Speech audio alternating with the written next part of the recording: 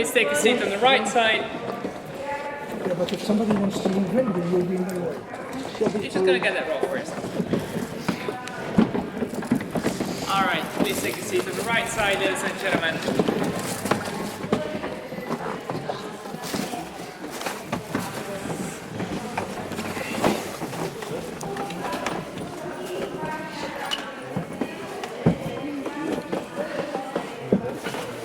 And now we have arrived to the auditorium, which is of course the most important part of the opera. As a status opera house is relatively smaller than the Viennese. Here we have 1,261 sitting places, but we do not have standing places at all. Whereas in Vienna, 600 people can only stand out of 2,300. So that size might be double, but we're definitely more comfortable than the Viennese opera house.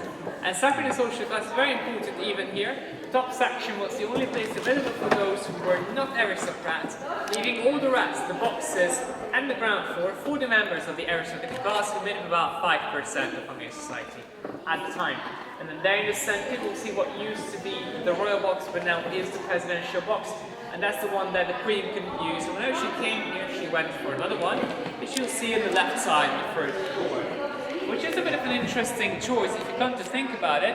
From there, she could only see half of the stage. But she said that nevertheless because this way everybody could see her.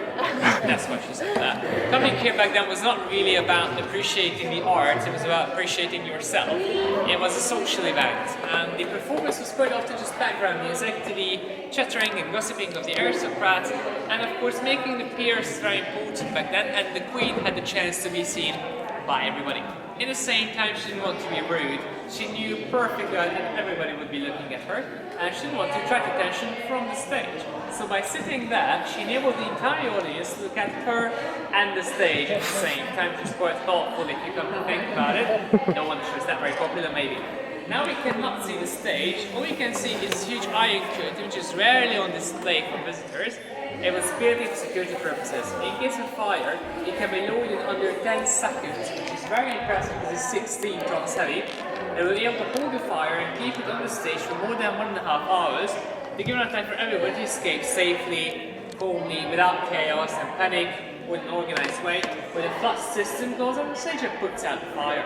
Right now it's not down because there's a fire burning on the stage, of course, because our colleagues are working on the stage. They're preparing it for the seasons, for maintenance works in this house right now, because the new season is starting in a month and the rehearsals are starting next week. The new season will start in the end of September and it's going to last 10 months until the end of June. It's a very long opera season, unusually long actually, and we have a performance almost every single night in these 10 months. So we have been the busiest opera house of Europe for about 20 years, but the seasons are also quite rich. It consists of opera performances, ballet performances and concerts too, but mostly opera performances. Between the stage and the auditorium you can also see the orchestra pit. It has a capacity for about 60 musicians. What's interesting is that the orchestra pit itself can be elevated up to the level of the stage, which is very convenient when you have a concert here, for example. This way a huge orchestra with as many as 150 members can be seated very comfortably on the extended stage. And it's not only the orchestra pit that comes up, but the entire auditorium can be elevated to one level with the stage and the orchestra pit. It's not done that very often, but once every year when the opera ball is organized, following the Viennese example. And if you look down, you see each of the chairs is screwed to the floor. They can be unscrewed, this way all the chairs can be taken up from the ground floor and a huge dance floor can be created that starts at the doors and lasts approximately 100 meters until the end of the stage. It's an incredibly big space, so huge dances can be carried out here, and the Opera Ball is indeed a magnificent event. If you're around in February, I suggest you join. We always have tickets available because they cost as much as an average monthly salary. Now if you look up on the ceiling, you'll see this huge painting, which is the work of Caro Lotz, who was one of the most celebrated artists in the 19th century.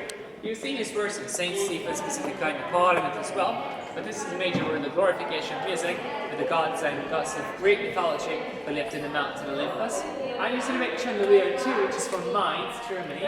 Interestingly, when the opera was opened, the chandelier did not function with electricity, but with 500 separate gas flames. These gas flames, by releasing gas, also damaged the painting, so the chandelier had to be lowered to preserve the quality of the painting. Unlucky for those who are sitting in the top section, because this way they could not see anything apart from the chandelier, which is nice to look at for a couple of minutes definitely, but not for a couple of hours maybe. As you can see, the train now functions with electricity, so it could be left back to its original place, and that's why it's a lot lighter too than it used to be, because the gas is missing from it. Instead of 3 tons, which was its original weight, it's only 2 tons heavy now, but even this way it's not what you would call light, I believe. So according to legend that's quite popular around here now, tickets under the chandelier are still a bit cheap, it's not safe to sit there, so you might just give up at some point. And this is the opera house, so we have honored the courage of those who still take the risk and sit under the chandelier. But the Italian group is definitely not in danger right now. Of course, it has never fallen down like it did during World War II. The tickets are just as expensive and safe as they are anywhere else in the auditorium. So they have really cheap tickets for €2 or 500 forints, which is cheaper than a sandwich in central Budapest. For the 2 sides of the top section behind the lights, because those who sit there really cannot see anything apart from each other. But some people sit up there on purpose and come here to listen to music only, and the acoustics are the best up there. So music students normally take the 2 sides. But it's not only up there, but the acoustics is really good. It's near perfect at any point of the auditorium. According to another legend, it's because of the small angels, and you will see painted under the main painting. You will see that each one of them is playing a different musical instrument, and the legend states that each midnight they come to life, fly on the stage and play music. It's magical, and that makes the acoustics really clear. But that's highly improbable. At least I have never seen them come to life. Right, so we had to conclude that it's not really the angels, but something else that makes the acoustics near perfect. Actually, it's 2 factors. One is the wooden surfaces. You'll find there's quite much wood in here, like the seats, which are made of wood, the floor too. And looking around, you will see what looks like as if it was a little gold, but it's only 2.7 kilograms, a very thin wooden layer on top of wood too. And all this wood is hard, and it resonates the sound waves quite well. And under the chairs, you will see these vents. They have a double function. They were, on the one hand, parts of the air conditioning system, which used to function ice blocks. At the time, it was a very big technological breakthrough. But these vents also connect the auditorium to this huge empty space right under us, which is called the cave. It has 2 functions, to be big and to be empty. Because this way it can function like an acoustic guitar, really. If you imagine how a guitar looks like and how it functions, the sounds are generated on the outside, and they enter the empty space. And the temperature projected back is a lot stronger because of this emptiness and its protective value. The same logic that functions here too. Sound is generated there, they go down, projected back up, and because of the wood can spread easily in the auditorium. That made us on the best opera house in the acoustic rankings. Ever since the opening we have been among the top 10, and we're in the top 5 of Europe currently, which is a great achievement, especially from such a small opera house.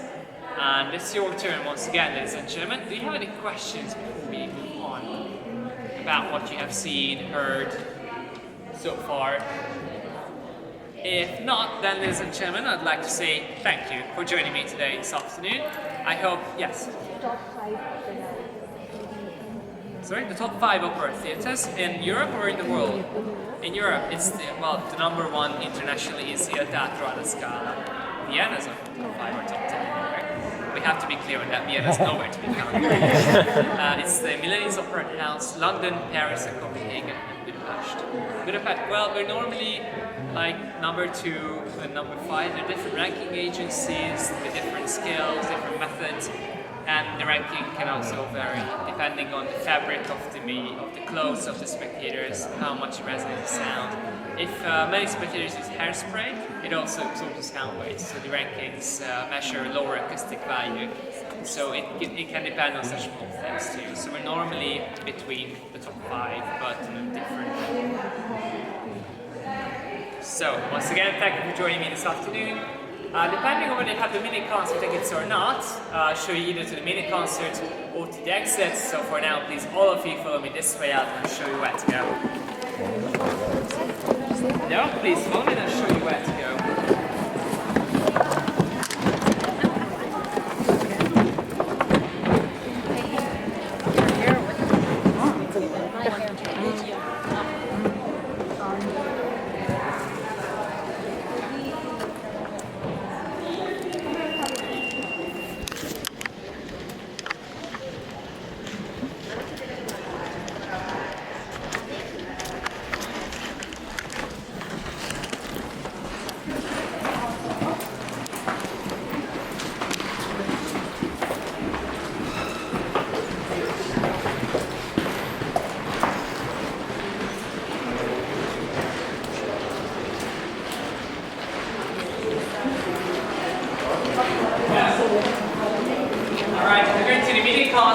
please go out through the first door. If you're not going to be the concert, then the second door is leading to the exit.